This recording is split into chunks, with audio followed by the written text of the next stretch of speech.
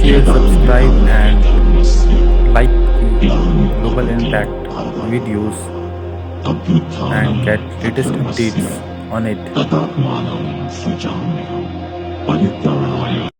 चेतना, जो शक्ति और जो साधना है, उसके बल पर हमें भारत का 10 साल का भविष्य दिखाई पड़ रहा है कि हमारा भारत किस परिस्थिति में जाएगा। आपके दरबार में आने वाले लोग सारे हिंदू ही होते हैं या कोई मुसलमान भी आपके दरबार नहीं, में सभी आता है? आते हैं हमारी। और अगर कोई मुसलमान आए, जैसे हमने देखा बांग्लादेश से एक महिला आपके दरबार में आई थी, तो आप हिंदू और मुसलमान में भेदभाव करते हैं? बिल्कुल भी नहीं, हम सिर्फ मानव जानते हैं, इंसान है।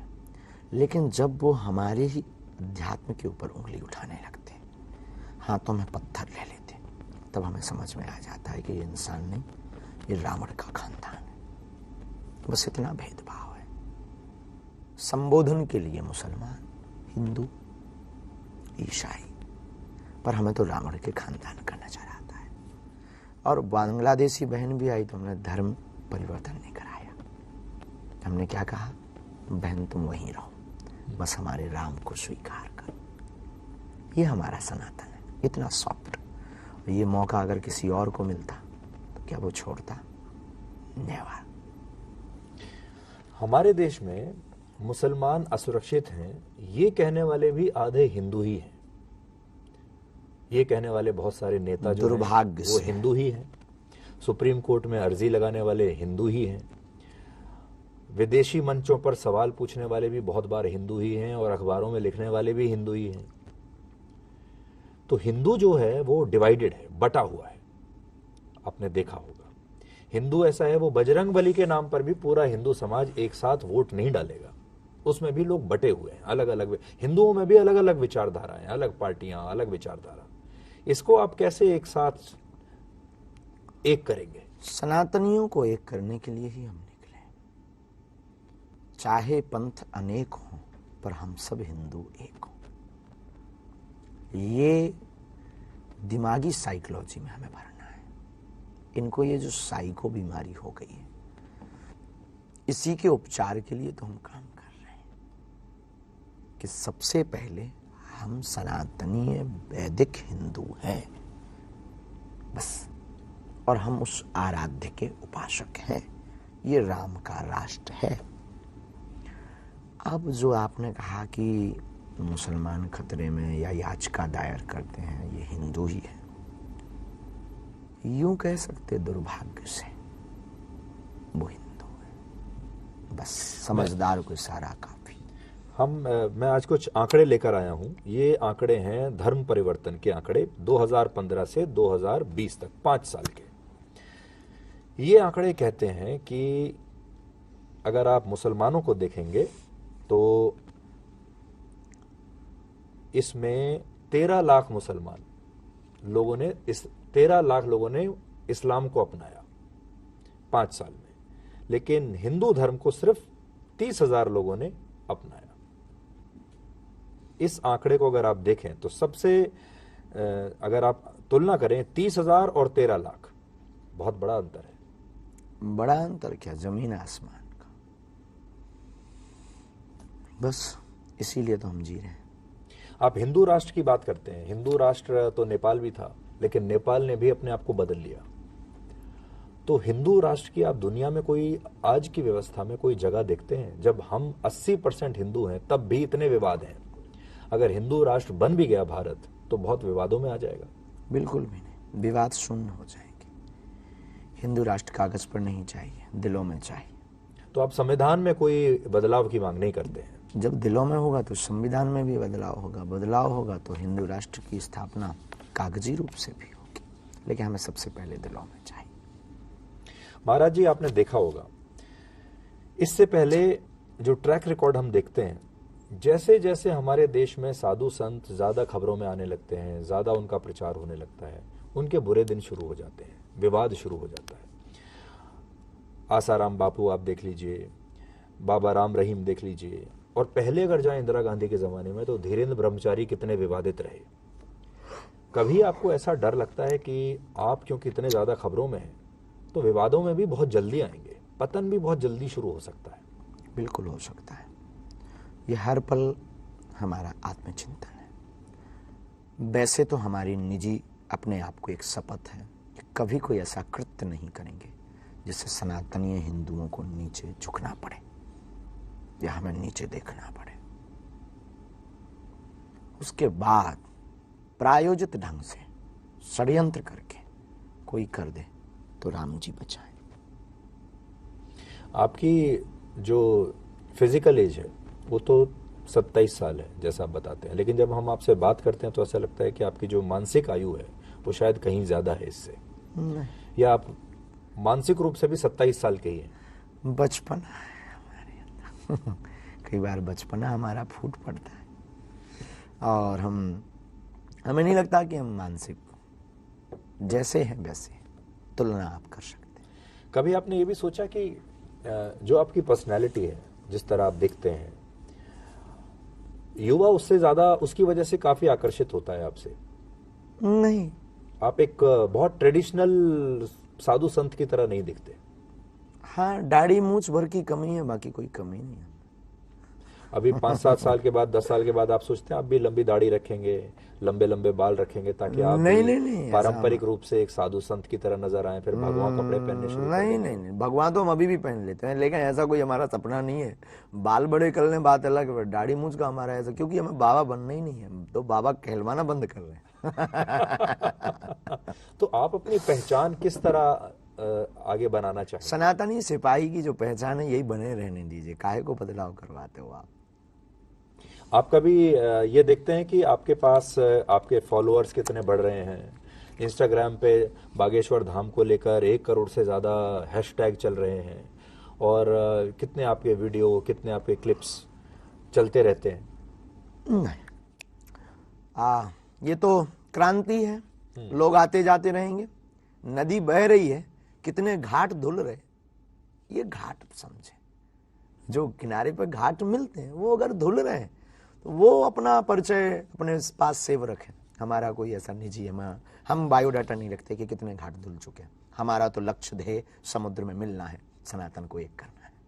आजकल आपने देखा होगा रील्स का जमाना है, वीडियोस का जमाना है। लोग केदारनाथ भी जाते हैं तो वीडियो बनाने जाते हैं, रील्स बनाने जाते हैं। और बहुत बार अब ये मुद्दा हमने भी उठाया था कि जब आप मंदिरों में जाते हैं, खासतौर पर केदारनाथ, बद्रीनाथ, तो आप आस्था की वजह से जा रहे हैं या रील्स बनाने की वजह से जा रहे हैं? इस पर आपको क्या लगता है? मंदिर, देवालय, तीर्थस्थल, धाम, गुरु स्थान प्रदर्शन का विषय नहीं है, दर्शन का विषय है। वहां चित्र मत खींचो, परमात्मा का चरित्र खींचो। और हमें यह लगता है ठीक कि करोड़ों की संपत्ति पाने की वजह, करोड़ों का अध्यात्म पाने की वजह 2 रुपया की नाचती हुई फोटो के चक्कर में व्यक्ति देवालय जाना व्यर्थ गवा देता है। इसलिए प्रत्येक साधक को, प्रत्येक दर्शनार्थी को, प्रत्येक श्रद्धालु और भक्त को देवालय जाना चाहिए। और सनातनीय हिंदुओं को शनिवार और मंगलवार तो जाना चाहिए, पर चित्र के लिए नहीं, चरित्र के लिए।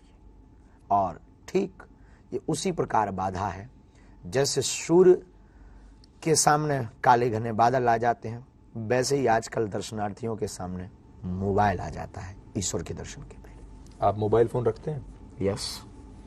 कितना इस्तेमाल करते हैं? जितना समय बन पाता, 10 मिनट, 15 मिनट, 1 घंटा, जब जैसा समय बन पाता है। और उसमें क्या देखते हैं आप? सिर्फ खुद अपने आप को यूट्यूब देखना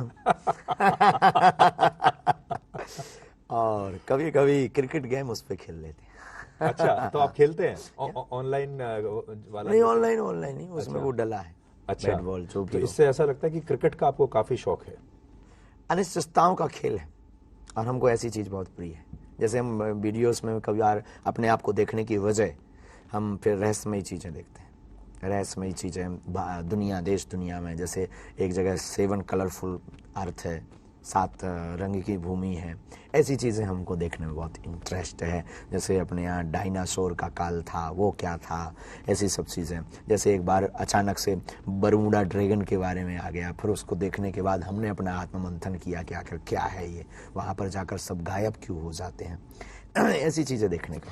अब मान लीजिए कोई पर्ची निकाले, आप पर्ची निकालें किसी के लिए और ये जानना चाहें कि बरमूडा ट्रायंगल पर सब गायब क्यों हो जाते हैं, या कोई और जो रहस्य है, तो क्या आपको उसके बारे में भी ज्ञान है? हमारी चेतना तो जहां तक पवन है, क्योंकि ये पवन पुत्र की चेतना है, तो जहां तक पवन है, पवन मतलब हवा, वहां तक हमारी चेतना वहां तक का परिचय दे सकती है और समाधान दे सकती है।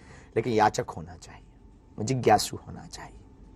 आपसे इतने सारे लोग आते हैं, पर्ची निकलवा के सवाल पूछते हैं, कितने लोग ऐसे होते हैं जो सिर्फ अपने और अपने जीवन के बारे में पूछते हैं? 98%। और कितने ऐसे लोग होते हैं जो समाज, देश या कोई और बहुत बड़ा रहस्य हो जिससे कि लोगों का फायदा हो? 1% ओनली 2% ऐसे लोग। 98 स्वाहित, परिवार का हित, व्यापार का हित, कारोबार का हित, बाकी 2%। ये 2% क्या पूछते हैं? 2% में आते हैं समाज सनातन कब एक होगा, हिंदू राष्ट्र कब होगा, और ये जो विवाद है ये विवाद कब निपटेगा, इंटरनेशनल मुद्दा उसको लेकर के, भारत की बेरोजगारी कब जाएगी, भारत में क्या सुधार करना चाहिए कि जिससे भारत विश्व गुरु पुनः बन जाए। ये सिर्फ 2% लोग आते हैं। जी, किसी ने पूछा कि यूक्रेन युद्ध कब रुकेगा? नहीं, आज तक नहीं। पर कोई पूछे तो आप ये भी बता पाएंगे कि कब रुकेगा? गुरु कृपा से ऑफ कोर्स। बेरोजगारी कब जाएगी ये आप बता पाएंगे? रास्ता दे देंगे। आज की जो स्थिति है इसमें आपको कोई सॉल्यूशन संभव लगता है कि हमारे देश में अगर कोई बदलाव करना हो, प्रशासन, अगर कोई हमसे नीतियों पूछे कि आप भारतीय नागरिक होने के नाते कि आप सरकार से क्या मांग करेंगे, तो 2 मांग हमारी है, शिक्षा और स्वास्थ्य दोनों फ्री ऑफ कॉस्ट करिए, बहुत बेहतरीन करिए। हमें आपसे मकान, सड़क, दुकान नहीं चाहिए। हमारे बच्चों को बेहतरीन गुरुकुलम की पद्धति की शिक्षा चाहिए। हमारा समाज, हमारे बच्चे पढ़ जाएंगे तो मकान, दुकान, रोड अपने आप कर लेंगे। पर जो नेता हैं हमारे, वो तो बिजली मुफ्त कर रहे हैं, वो पानी का बिल माफ कर रहे हैं, लोन माफ कर रहे हैं, आरक्षण दे रहे हैं। नहीं तो ये भी किसानों कह के रहे लिए हैं, तो जो भी है वो कम है। बेरोजगारों कह रहे हैं कि मत करिए कुछ, हम आपको घर में बैठे बैठे ही पैसा दे देंगे, बेरोजगारी भत्ता दे देंगे। इससे तो आक्रमणता राष्ट्र में होगी, किसी को कुछ करना ही नहीं। अगर हम ये कह दें कि ठीक है हमारी पर्ची बनवा लो, आपका सब काम हो जाएगा, तो हमें लगता है कि हम देश के साथ और व्यक्ति के साथ धोखा कर रहे हैं। आक्रमणता, हमारे पास कोई भी आता है हम उसको बोलते हैं पहले कर्म करो। हमारे पास जो बालाजी की कृपा है, तो कर्म कृपा जब दोनों जुड़ेंगे तो आपका बहुत जल्दी काम सिद्ध हो जाए। तो 98% लोग, जैसे आपने बताया, वो अपने निजी समस्याएं लेके आपके पास आते हैं। कभी आपको ऐसा लगा कि असल में ये जो लोग आ रहे हैं ये अपने स्वार्थ के लिए आ रहे हैं, ये स्वार्थी लोग हैं, आपके पास अपनी निजी समस्या को सुलझाने के लिए आ रहे हैं, असल में धर्म के लिए नहीं आ रहे हैं, सनातन के लिए नहीं आ रहे हैं? और उनका निजी स्वार्थ है, हमारा भी तो निजी स्वार्थ है सनातन। अब वो अपना थोपते हम पर, हम अपना थोपते उन पर, कहानी खत्म, आदान प्रदान हो जाता है। भाई कोई इसी दरबार और सिद्धि पर धन कमा सकता है, कोई यश कमा सकता है, कोई पद कमा सकता है। हमने इन तीनों को साइड में लगा दिया, लगा के आग शोहरत में, दौलत में हमने ये शौक पाले हैं। कोई पूछे तो कह देना हम बागेश्वर पाले। आपने बहुत अच्छा बोला, लेकिन ये लोग हो सकता है आपको एक जादूगर की तरह लेते हो कि हम जाएंगे, स्वामी जी, आचार्य जी, शास्त्री जी, महाराज जी एक चमत्कार करेंगे और बिना कुछ किए हमारा काम हो जाएगा। ऐसे तो हम अपने डिस्क्लेमर में पहले ही कह देते हैं और लगभग लोग समझने लगे। बल्कि इसके पहले जो धर्मगुरु और या चमत्कारी महापुरुषों के प्रति उनकी आस्था थी वो यही थी कि हम जाएंगे, वो चुटकी बजाएगा और वो एकदम प्रकट हो जाएगा सामान। लेकिन हमने उसमें बहुत अपने गुरु कृपा से मॉडिफाई किया, उसमें कुछ बदलाव किए कि नो नेवर। अंग्रेजी बोल रहे हैं आप? Yes, modify, yes. क्या मॉडिफाई किया? हमने उसमें बदलाव किया कि ये बिल्कुल भी सही नहीं है कि कोई आएगा और आपका पर्चा बन जाए और समझो आपका काम हो गया। राम को राम बनने के लिए भी वन में जाना पड़ा। अब तुम कह रहे हो कि पर्चा बन जाए, तो पर्चा सिर्फ रास्ता दिखा सकता है, चलना खुद होगा। हाँ, यह है कि आपकी विजुअलिटी बहुत शून्य है, देखने की दृष्टि, सामर्थ्यता, परे देखना, तो उसके लिए आप दरबार आइए कि आप करें क्या, सफल कैसे होंगे, किस मार्ग में होंगे। आप द्वंद्व में हैं, दुविधा में हैं, आपको रास्ता सूझ नहीं रहा, दवा काम नहीं कर रही, तो कौन से डॉक्टर को लें, कौन से मेडिसिन को लें या कौन से जगह जाएं, इसके लिए आप धाम आइए। आप लोगों को रास्ता दिखाते हैं, लेकिन बहुत सारे लोग ऐसे हैं जो आपकी परीक्षा लेने के लिए वहां आते हैं, आपको टेस्ट करते हैं, आपको देखते हैं कि वाकई आपके अंदर उतनी शक्तियां हैं भी या नहीं। आपको पता चल जाता है और जब पता चलता है तो आपको कैसा लगता है? और ये अग्नि परीक्षा आप डेली देते हैं, हर रोज? दे ही रहे हैं, ये अग्नि ही परीक्षा है, कितनी बार न जाने दी है। और राष्ट्र, हमें लगता है भारत में सबसे ज्यादा अग्नि परीक्षा बागेश्वर धाम की पीठ ने दी, पर सांच को आंच नहीं, सत्य है। अब लोग समझने भी लगे, पहले नहीं समझते थे, पहले बचपना था। अब आते हैं, 2-4 की छिल्लाई हो गई दबा के, और कर भी देते हैं, हम छोड़ते भी नहीं, हम कह भी देते हैं कि माय डियर, हम आपको इतना बताएंगे कि आप अपना आईने में चेहरा देखोगे तो पूछोगे कि हम यही है जो परिचय में आया है। हमें ये अपने गुरु पर भरोसा है, हमारा निजी कुछ है नहीं, गुरु पर कृपा है। लगेगा हम बताएंगे, नहीं लगेगा हम मना कर देंगे, भाई हमें पता नहीं। कौन सा हमारा आपका कॉन्ट्रैक्ट है, अनुबंध थोड़ी है कुछ। लगेगा तो बताएंगे, पर जो है वो बोलता बहुत खतरनाक है। जब हम आपके पुराने वीडियोस देखते हैं तो आपके वीडियोस बड़े मनोरंजक भी होते हैं और मनोरंजन उसमें इसलिए होता है क्योंकि आप जानते हैं हमारे समाज में हम हमारे पड़ोसी के जीवन में क्या चल रहा है ये जानने की कोशिश करते हैं ज्यादा। और जब आपके साथ कोई आता है और पूछता है तो आप उसके जीवन का बताते हैं कि इसके जीवन में क्या चल रहा है। अक्सर उसमें बहुत मसालेदार कहानी होती है तो इतने सारे जो लोग बैठे हैं उनका भी मनोरंजन मुफ्त में, और जो लोग वीडियो पर देख रहे हैं उनका भी मनोरंजन मुफ्त में। तो ये एक मनोरंजन का साधन भी बन गया है। बिल्कुल भी नहीं, बस ये है कि लोगों को अपनी बात सुन करके बुरा लगता है, दूसरे की सुनकर हंसी आती। भाई हर व्यक्ति सुभाष चंद्र बोस अपने घर में नहीं चाहता, बगल में चाहता ताकि सेल्फी लेने के काम आए। तो आखिरी सवाल हमारा ये कि पिछली बार जब आपसे मुलाकात हुई थी हमारी तो आप विवादों में थे, आज संवादों में, आज संवादों में है। विवादों से डील करने का आपने क्या नया तरीका निकाला? अंग्रेजी में उसको कहते हैं कि are you a wiser man now, मतलब क्या आप तब के मुकाबले अब एक ज्यादा समझदार व्यक्ति हैं जो इस इकोसिस्टम को अब बेहतर तरीके से समझ चुका है? नहीं, वैसे कल के जैसे ही आज, पर हमने ये समझा, इतना समझा कि थोड़ी समझ अपने आप को कि इनकी भूख ही है बस। तो पहले हमारे पास बिखरा हुआ मटेरियल था, कंटेंट, अब हमने उसको पार्टी वाई पार्टी कर दिया है कि इनको यही चाहिए, सौंप दिया है। अब आपको पर्चा नहीं हमसे चाहिए, आपको हमारी वाणी में कंटेंट, वो भी फैक्ट सहित चाहिए। आप दोनों तरफ से हमारी अपने लिए ताली बजवा लोगे आज तक के लिए, बुरे कंटेंट से भी और अच्छे कंटेंट से भी। हमने इतना समझ लिया आपको। आपकी विचारधारा बीजेपी के बहुत करीब लगती है। बहुत सारे लोगों का कहना है कि आप अंदर से बीजेपी से अलाइंड हैं। नो, और स्वप्न में भी नहीं। किसी की हमसे मिलती है वो बात अलग है, लेकिन हमारे सभी पार्टी अनुयायी, हम सभी पार्टी के लिए मंगल कामना करते हैं। हमारी कोई निजी एक पार्टी नहीं, हमारी किसी भी निजी पार्टी से जोड़ नहीं है। अब मेल किसी से मिलता है वो उसकी मजबूरी है, ना कि हमारी। हम सनातन की बात करते हैं, और सनातन की बात जो वो करता, कोई भी करे तो बहुत अच्छा है। अगले साल सरकार किसकी आएगी, क्या लगता है? अर्जी आपको लगानी चाहिए धाम चलकर। मोदी जी दोबारा बनेंगे प्रधानमंत्री, कोई और बनेगा? राजनीति पर हम कोई बयान नहीं देते। मध्य प्रदेश में किसकी सरकार आएगी? कोई भी पॉलिटिक्स पर हमारा ध्यान या ज्ञान नहीं होता है। आप चाहेंगे आपका कोई अपनी पसंद की ये रहे?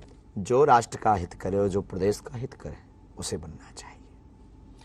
महाराज जी, पिछली बार भी मैंने यही कहा था, you are a good speaker. अब इसका अर्थ हम बहुत अच्छे से जानते हैं। इस बार आपको इसका अर्थ पता है ऑलरेडी। सीधी बात में आने के लिए आपका बहुत बहुत शुक्रिया, धन्यवाद। आप जय श्री राम।